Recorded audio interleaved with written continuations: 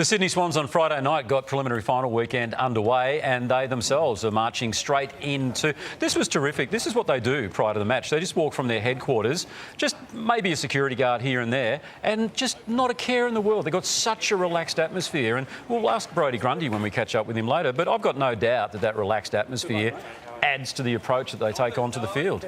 I agree, TJ. And on the field, the turnover game of Sydney is elite. They punish you like no other. And look at the number that happened on the weekend. So it was 12 goals, 476 to 3,624. So 9 goals from turnover. So 1 minute Bergman has the footy. Watch how quickly they get you on the transition. It is unbelievable to watch. I was there Friday night watching it in person. I was just blown away by what they do. So this is the danger that they can be behind. A bit like Brisbane, though. Brisbane are elite in this regard too, but I don't think they're as good as the Sydney Swans. So the ball gets kicked in. It's a shallow entry by Port Adelaide, and within 15 seconds, the ball is straight back down the other end and scoring. So Port Adelaide were out of their depth. So Travis Boak had a rough night, but normally a team might be able to be protected behind the ball, but the Sydney Swans out one way, in the other. So they were able to stop Hawthorn's game and stopping them getting to the open side, not the Sydney Swans.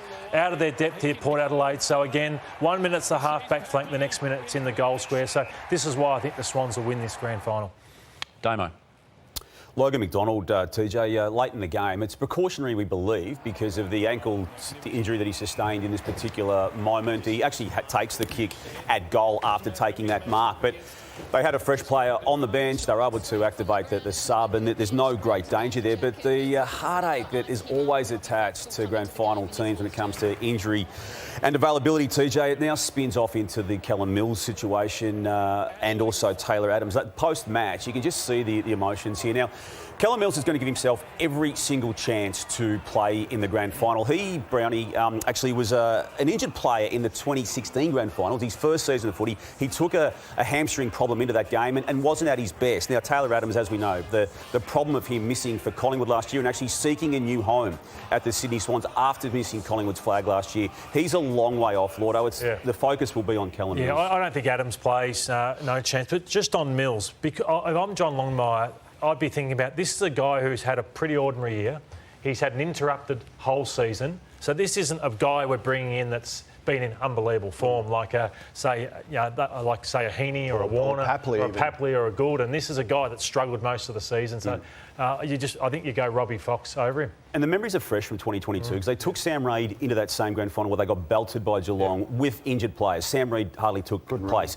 Jared McVeigh came back in to the 16 grand final as well. So they've previously had big decisions on injury. The Swans took 117 uncontested marks. Brisbane, you showed Kane, 111. Their ball use was good. This might be who does this better in the grand final. Sydney always look to go off the line and move the ball off the line. And then the thing about Sydney is they've always got players leading up. So you've got a player leading up here, players going back every time. This next one, Logan McDonald leads up, gives an option, drops the mark, but then they go back, win the football back, and then they go back into the game plan. OK, where can I kick this? Who's the lead-up target? They get the lead-up target. This is what Port didn't do the other night. This is so easy when you play football like this. Where's the runner now? Who can I go to? I've got Blakey on the outside. Brisbane have got to be able to stop that. And then you've got the lead-up target. So this happened all the time. And Brisbane want to play this way as well. It's going to be who plays it better. So Logan McDonald again, the lead-up target will come, and we'll fast forward this because there's about 6 kicks here, but all of a sudden the lead-up, the hit target. So who stops this from the Brisbane Lions? They like to sag off a little bit, but they do it so well. You don't want that, man. 117 and contested marks to 111. It's going to be a cracking grand final.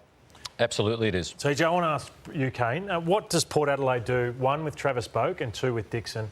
In the offset. Yeah, it's a hard call, particularly on Boak, more so than Dixon because of the champion that he's been. But I thought this year was the discussion was around if it is this year, this is the last one. And I think probably his performance on Friday night, as much as you don't want to just focus on one performance, would think that it's time for him to hang up the boots. And for Dixon, I think it's obvious, and it's been obvious for most of the year that this should be his last year. So they've got a big job with this management to strengthen the depth, because we saw when they had a few injuries how exposed they were with the Narkles and the Francis Evans and and Radaglia and Dixon into that side that were just out of their depth in finals. I tell you what we love, and that's the way the Sydney Swans go about their business, and we saw that at the SCG on Friday night.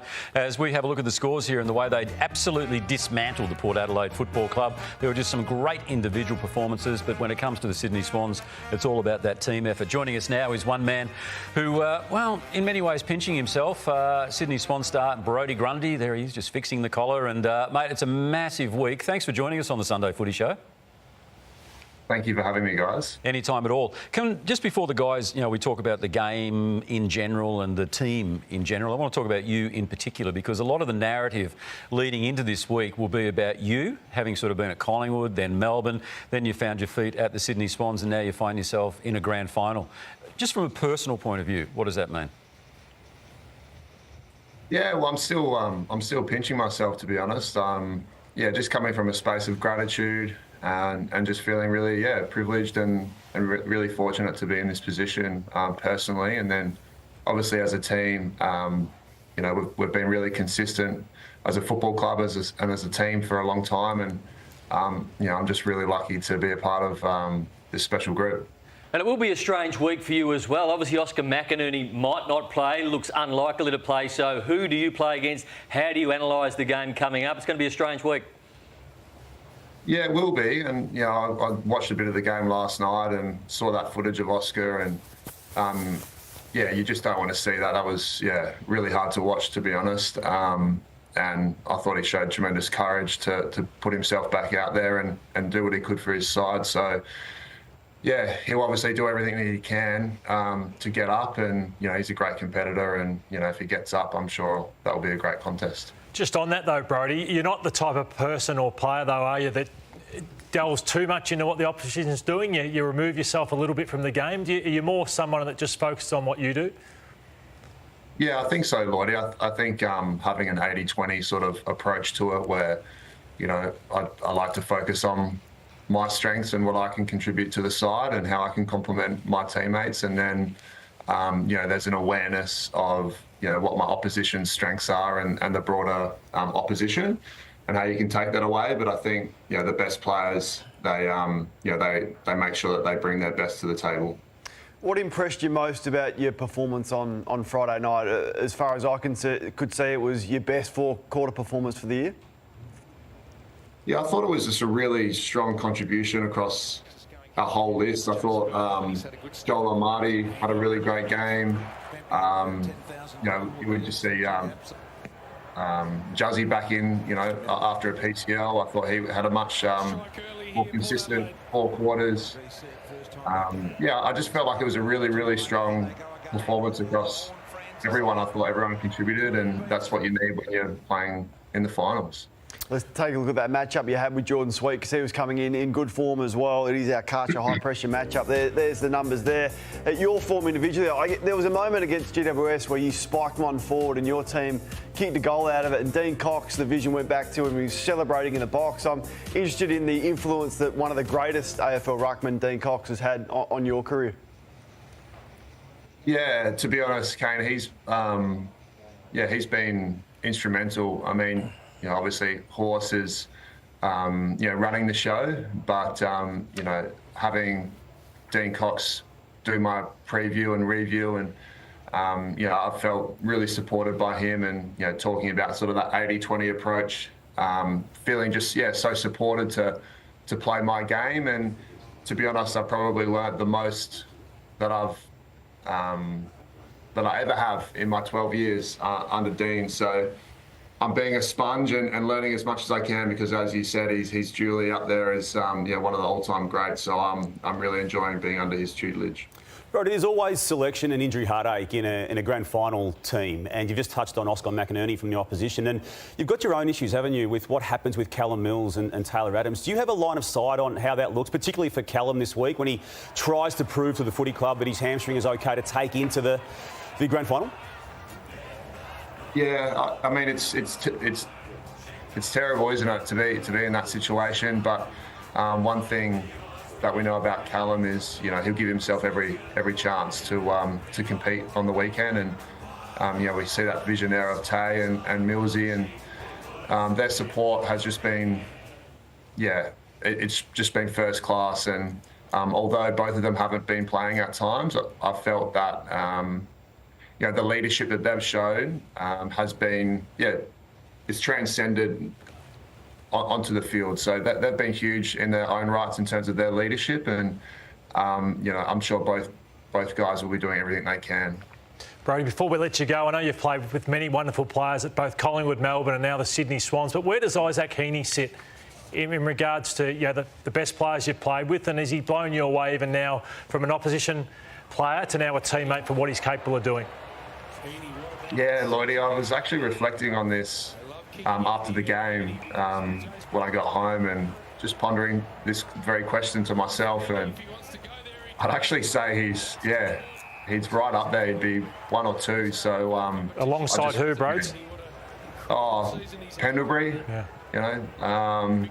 I just think the sort of season he's had this year, and just the way he's been able to will his side to victory, particularly in that qualifying final. I just think he leads from the front and puts the team on his back, and he's done that consistently this whole year. And we're looking forward to what he can produce for us next week. Hey, Brodie, just a quick one before we let you go. We were talking a little earlier in the program about just the relaxed nature of the SCG and how you guys just stroll along the footpath there. We're seeing some vision now, saying g'day to the fans, sometimes posing for selfies and all the rest of it. It's something that we wouldn't see, certainly at the MCG or most other places in Australia. Does it help having that relaxed approach? Is that part of your weaponry, do you reckon? Oh, no. Hang on, what? Wow. You inserted yourself into the vision. Well, I didn't know. Anyway, we'll let Brodie answer it, and then we'll deal with this afterwards. Sorry about this, Brodie. Sorry, mate. No, it's been good. To be honest, you're right. First time I've seen it.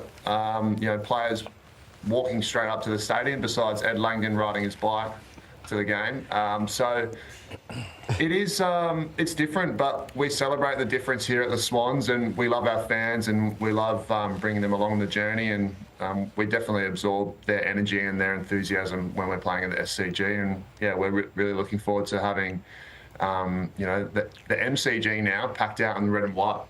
Yeah, fantastic. There'll be a few Lion supporters there as well. So good on you, mate. Thanks for that. And don't worry about these guys. They're about to have a crack at me for daring to shake some hands as you walk past. So, Do you know who it was whose hands you were shaking? No, he's got no idea. McCartan. Okay. Yeah, and Papley. Oh, you're trying to be a complete idiot, David. Well done, no. What, you don't think I know who Tom McCartan is? I was just wondering, TJ. Finish saying goodbye to Brodie. Brodie, thanks very much, mate. Appreciate your time. And excuse me, I just need to deal with these idiots. Good on you guys. Thanks for having me. All right, thanks very much, Tom. Brodie Grundy.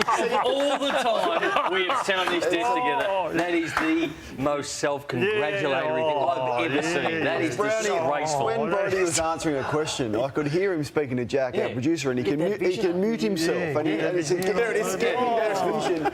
And you have sourced that vision mid-interview just so that you can put yourself in the frame. Amazing. That's a disgrace. Yeah. Oh, and what were you doing while I was out there in the field, right, just spreading some charm? What were you doing? What were you doing? You're in the field. What were you doing? I think we were arguing with him on our own station. Yeah, that's right. Yeah. Up in your little triple M box, just Brady character number one assassinating. I don't think it's anything. TJ, you know I'm critical on liniment sniffers. Yeah. Well, you're right at the top there. So let's get to the break. But I'm disappointing you. I'm just disappointed. We're going to distance ourselves. Angry? Angry, disappointed. Yeah. It's one of those ones. Guys. It is one of those ones.